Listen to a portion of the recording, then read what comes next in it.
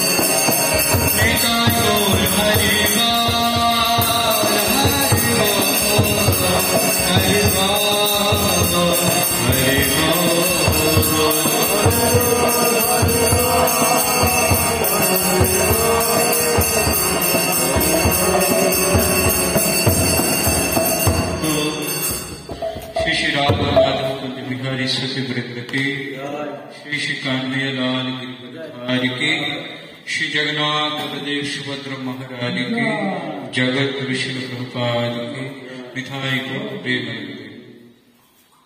ओम ज्ञानतिमिरान्धस्य ज्ञानाञ्जनशलाकया चक्षुरुन्मीलितं येन तस्मै श्री गुरवे नमः। श्री चैतन्यमनोभीष्टं स्थापितं येन भूतले स्वयं रूपं कदा मह्यं ददाति स्वपदान्तिकं। वन्देऽहं श्रीगुरो श्रीयुतपदकमलं श्रीगुरु वैष्णवांश्च श्रीरूपं साग्रजातं सहगना रघुनाथान्वितं तं सजीवं साद्वैतं सावधूतं परिजानं सहितं कृष्णचैतन्यदेवं श्रीराधा कृष्णपादं सहगना ललिता श्री विशाखान्वितांश्च। नमो विष्णुपदाय कृष्णप्रेष्ठाय भूतले श्रीमद् भक्तिवेदान्त स्वामिनीति नामिने। नमस्ते सरस्वती देवे गौरवाणी प्रचारिणे निर्विशेष शून्यवादी पाश्चात्यदेशतारिणे। नमो विष्णुपदाय कृष्णप्रेष्ठाय भूतले श्रीमद् भक्तिसिद्धान्त सरस्वती नामिने। श्रीवत्सवाल्मीदेवी दयिताय कृपात्वये कृष्णसम्बन्ध विज्ञानं दायिने प्रभवे नमः। माधुर्यजाल प्रेमाख्या श्रीरूपानुगभक्तिदं श्री गौरकरुणासक्ति विग्रहाय नमस्तुते। नमस्ते गौरवाणी श्री मूर्ताय दिनतारिणे श्रीरूपानुगविरुद्धाप सिद्धान्तध्यान्तहारिणे। नमो गौरकिशोराय साक्षात् परात्मूर्तये विप्रलम्बर सम्भुत पादम्बुजायते नमः। नमो भक्ति विनोदाय सच्चिदानन्दनामिने गौरशक्ति स्वरूपाय रूपानुगावरायते। श्री गौर आविर्भाव भूमिस्थां वासुदेवाय। ओम नमो भगवते वासुदेवाय। ओम नमो भगवते वासुदेवाय। ओम नमो भगवते भगवते वासुदेवाय। वासुदेवाय। ओम नमो भगवते वासुदेवाय। ओम नारायणं नमस्कृत्यं नरं चैव नरोत्तमं देवीं सरस्वती वेशं तद्विजयमुदीरये। मुखं करोति वाचालं पङ्गुं लङ्घयेत् गिरिं यत्कृपातमहं वन्दे श्रीगुरुदिनकारणं परमानन्दमाधवं श्रीचैतन्य ईश्वरं। नमो ओम विष्णुपदाय कृष्णप्रेष्ठाय भूतले श्रीमते भक्तिचारि स्वामिनिति नामिने स्निग्धचेता सुप्रणीता वाग्मीनं चिरशावृतं प्रभुपादगत प्राणानमि भक्तिचारुपदम्। नमो ओम विष्णुपदाय कृष्णप्रेष्ठाय भूतले श्रीमते जयपताक स्वामिनिति नामिने नमो आचार्य पदाय निताय कृपाप्रदाय गौरकथा दामोदर नगर कुरावतरणे। श्रील प्रभुपाद की যেহেতু এই মন্দিরটা ছিল প্রভুপাদের, তো সেজন্য এটা আমাদের সবার দায়িত্ব। প্রভুপাদ ছিল ভক্তি সিদ্ধান্ত সরস্বতী ঠাকুর একসময় বলছেন, ভাগবতম ক্লাসে যদি কেউ নাও থাকে, অন্তত পক্ষে 4 দেওয়ালকে ভাগবত কথা শোনাতে হবে। এই জগৎ থেকে যেদিন ভাগবতম কথা অন্তর্নিহিত হয়ে যাবে, সেদিন কলির প্রভাব বেড়ে যাবে। সেদিন আমরা দেখি শ্রীমদ ভাগবতমে কৃষ্ণ সদা উপগতে ধর্ম দিনা দিবিষ কলম নষ্ট দিশা মেষা পুরাণ ধুনা উদিত।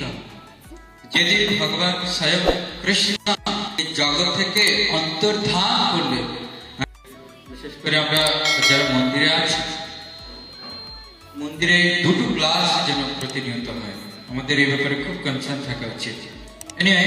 আজকে আমরা শ্রীমদ ভাগবত 3য় স্কন্ধ 21 অধ্যায় শ্লোক 19 আপনারা কৃপা করে আমার সঙ্গে বলবেন। এই অধ্যায়টির নাম হচ্ছে মনুকর্দম সংবাদ। একঃ স্বয়ং সঞ্জগতঃ শিশ্রিক্ষয়া অদ্বিতীয়ায় আত্মান ওধি যোগমায়য়া সৃজস্যাদঃ পাশুপুনঃ গ্রোসিষ্যসে যথা ঊর্ণনাভিঃ ভগবন্স শক্তিभिः एक स्वयं संजगतः शिश्रिक्षया अद्वितीयया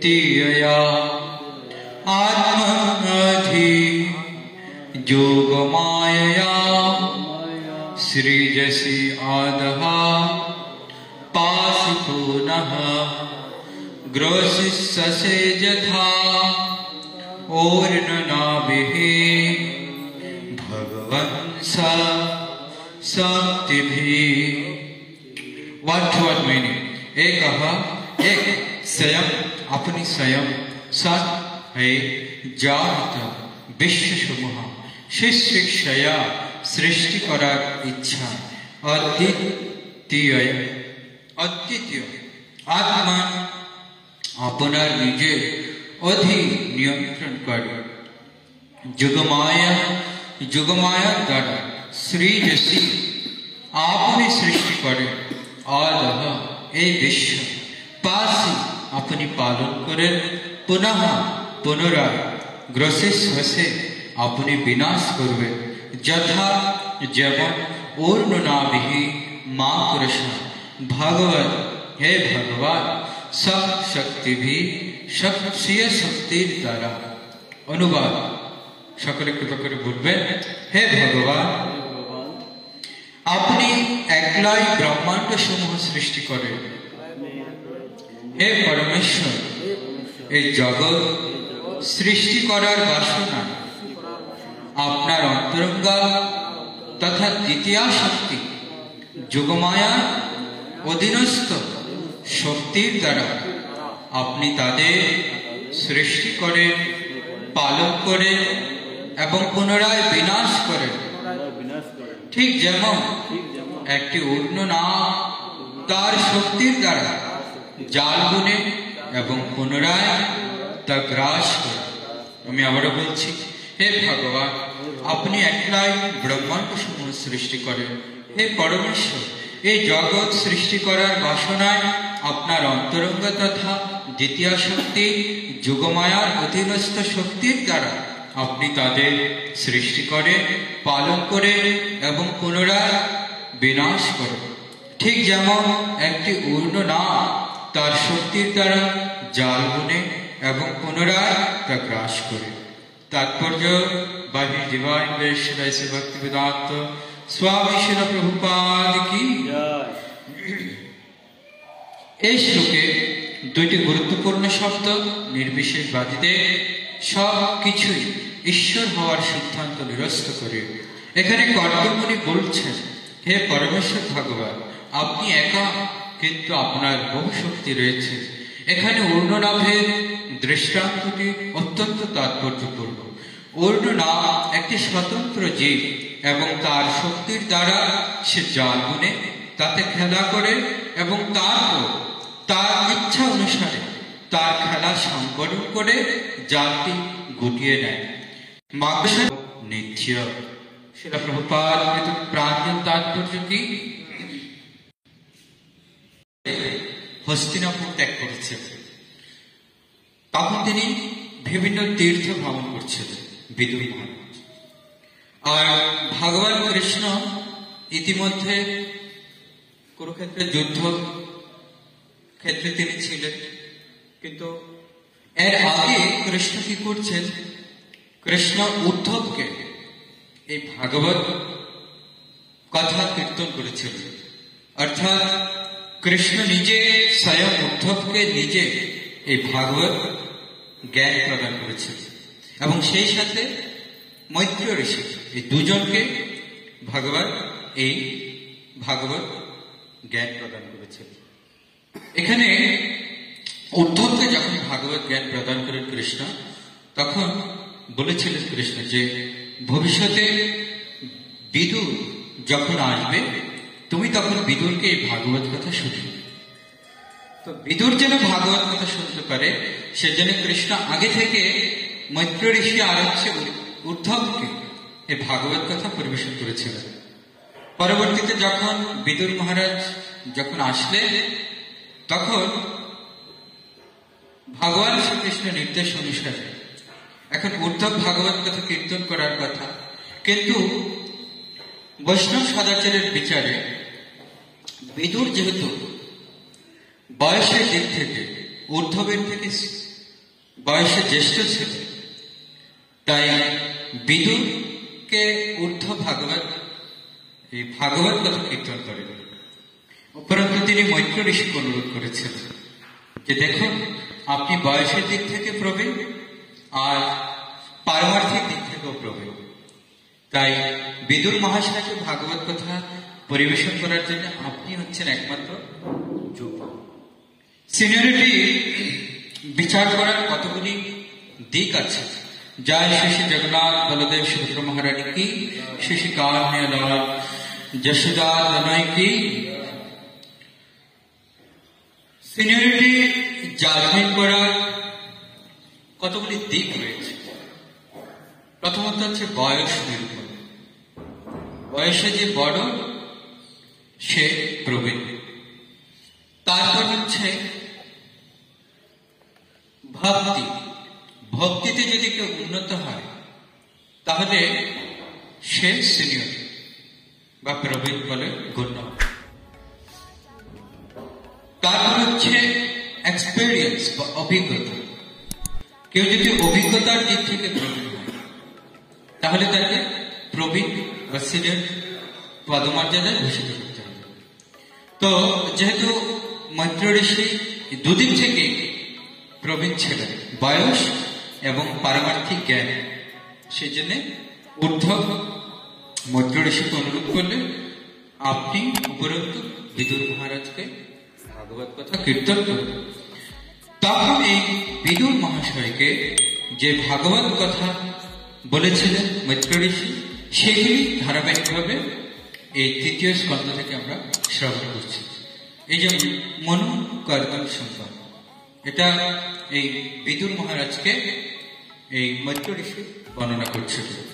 মনু হচ্ছে আমাদের আদি পিতা এবং শতরূপা, যাকে আদি মাতা হিসেবে আমরা গণ্য করি।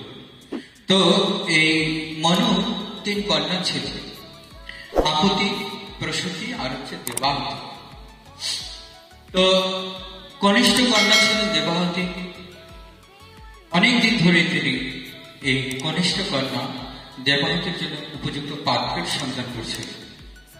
আর ওদিক দিয়ে কর্দম যিনি ছিলেন একজন তপস্বী, তিনি কঠোর তপস্যা করছিলেন, তপস্যা করে ভগবানকে প্রসন্ন করছেন। এবং তার এক সময়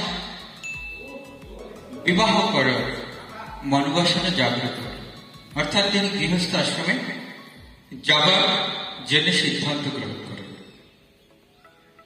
তখন তিনি ভগবানের কাছে প্রার্থনা করেন যে হে প্রভু, আমি যেহেতু গৃহস্থ আশ্রম অবলম্বন করতে চাই, তাই আপনি কৃপা করে আমার সমকক্ষ, আমার সমগুণ সম্পন্ন একজন নারীকে কৃপা করে আমার পত্নী রূপে প্রেরণ করে এই প্রার্থনা করেছে। এখান থেকে একটা লেসন আছে, ভক্তদের যদি কখনো জড়জাগতিক কোন অভিলাষ যদি থাকে, তথাপি সেটা দেবতাদের কাছে না বলে ভগবানের কাছে বলা উচিত। কেন? কারণ দেবতাদের কাছে যদি কোনো বিষয় চাওয়া হয়, তারা যে বিষয় চাওয়া হবে সেটিকে পূর্ণ করবে, কিন্তু সেখানে দুটো দিক। সেই বিষয়টা যিনি প্রাপ্ত হবে, যে ভক্ত, প্রথমত সেটা টেম্পোরারি বা ক্ষণস্থায়ী হবে, আর দ্বিতীয়ত সেই বিষয় যে ভক্তকে প্রদান করবে দেবতারা, সেই বিষয় প্রাপ্ত হয়ে সেই ভক্ত অন্তিমে দুঃখ প্রাপ্ত হবে, দুঃখ পাবে। কারণ ভগবদ্গীতা কৃষ্ণ বলছেন, বিষয়া যে বিষয় রয়েছে, এই বিষয়কে যখন কেউ উপভোগ করে, শুরুতে তাকে আনন্দদায়ক, কিন্তু তার পরিণতিতে দুঃখ ভোগ করতে হয়। কিন্তু ভগবানের কাছে যদি কেউ বিষয় প্রার্থনাও যদি করে, যদিও ভগবানের কাছে বিষয় প্রার্থনা করা উচিত না,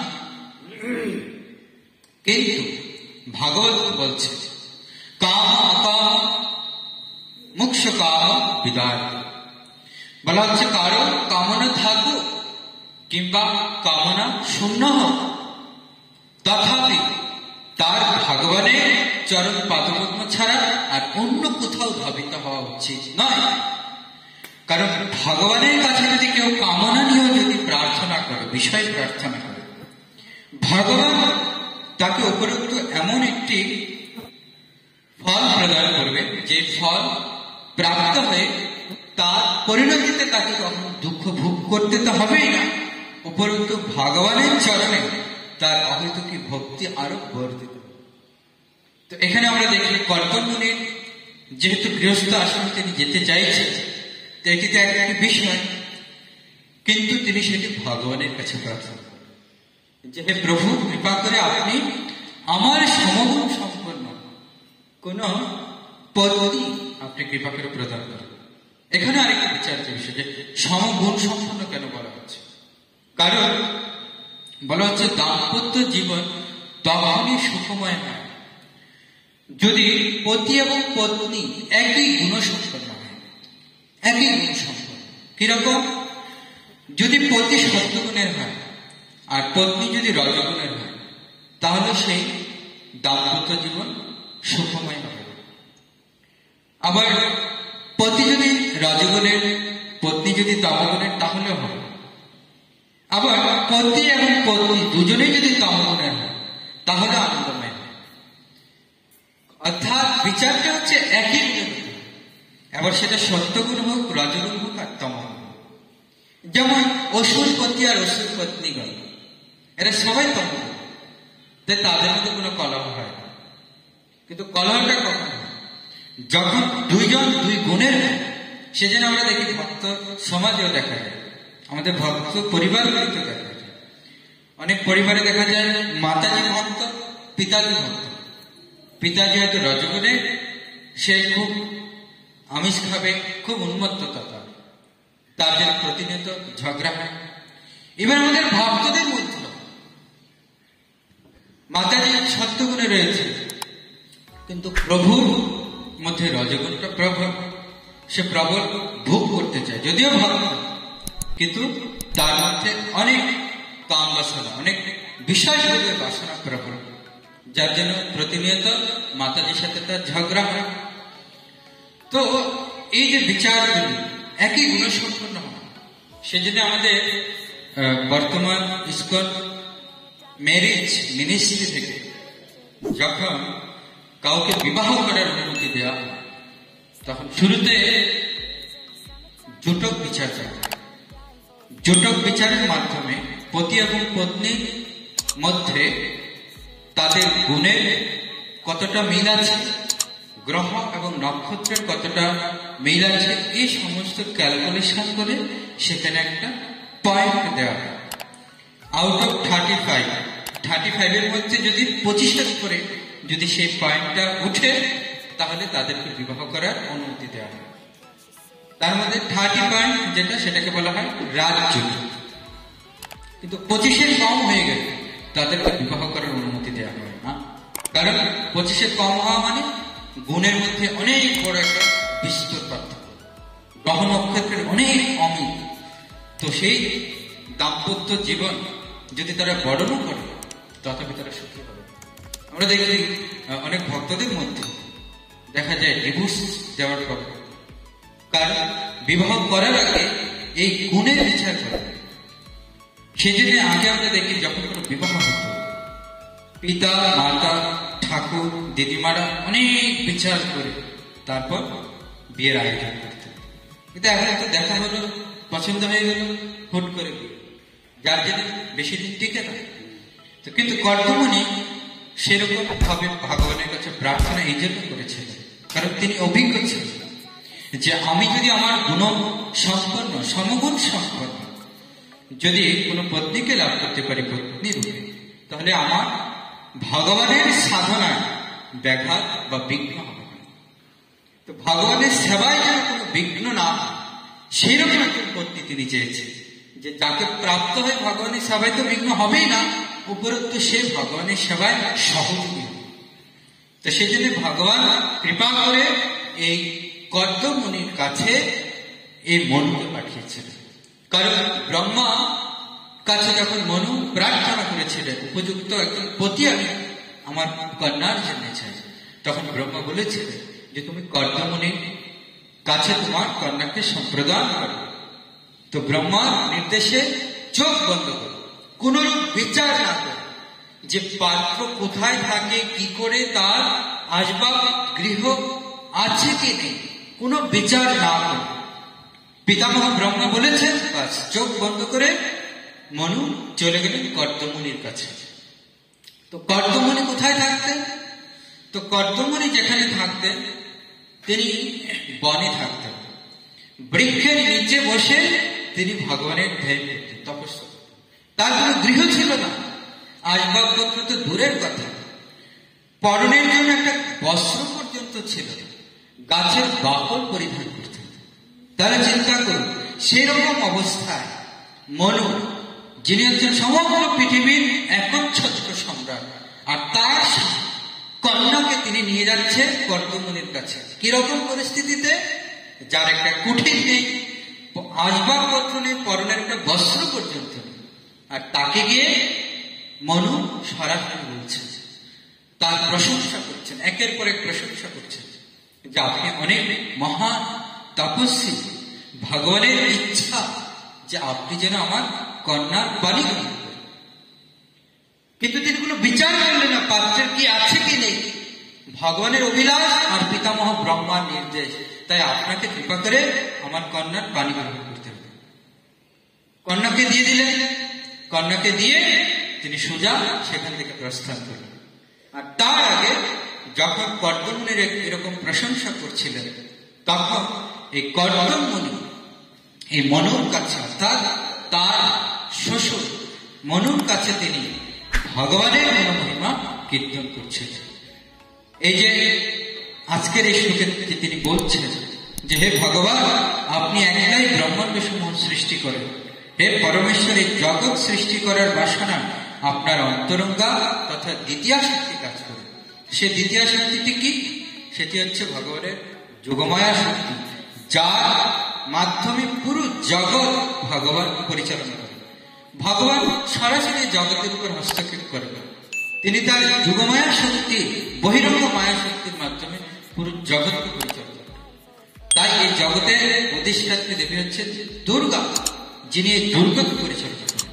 এভাবে তিনি মনুর কাছে ভগবানের মহিমা কীর্তন করছেন যে সমস্ত কিছুর আয়োজনের পিছনে ভগবানেরই অভিলাষ। তাই হে পরম ব্রহ্ম পরম পুরুষোত্তম ভগবানের সেই চরণ কমলে আমি আমার প্রকৃতি স্বীকার করি এবং তার ইচ্ছা ক্রমে আমি আপনার পত্নীর পান গ্রহণ করতে প্রস্তুত। এইভাবে এই মনু এবং কর্দমমুনির মধ্যে এই পুরো অধ্যায়টি জুড়ে এই সংবাদ একের পর এক তারা বার্তালাপ করছে। মনু প্রথমে এসে কর্দমমুনির প্রশংসা করছে, ভগবানের গুণমহিমা কীর্তন করছে। তারপরে কর্দমমুনি মনুর সাথে ভগবানের গুণমহিমা কীর্তন করছে। তারপরে তাদের এই বার্তালাপের পরে দেবহূতিকে কর্দমমুনি পত্নীরূপে স্বীকার করে। এই হচ্ছে এই অধ্যায়টির বিষয়বস্তু। জগৎগুরু শিল প্রভুপাদ কি, সমবেত শ্রী গৌর ভক্তবৃন্দ কি, গৌর প্রেম। কার কার প্রশ্ন বা জিজ্ঞাসা আছে? ধন্যবাদ। গচ্ছা কল্পতরুভ্যশ্চ কৃপা সিন্ধুভ্যশ্চ পতিতানাং পাবনেভ্যো বৈষ্ণবেভ্যো নমো নমঃ। অনন্ত কোটি বৈষ্ণববৃন্দ কি, শিল প্রভুপাদ কি, গৌর প্রেমানন্দে।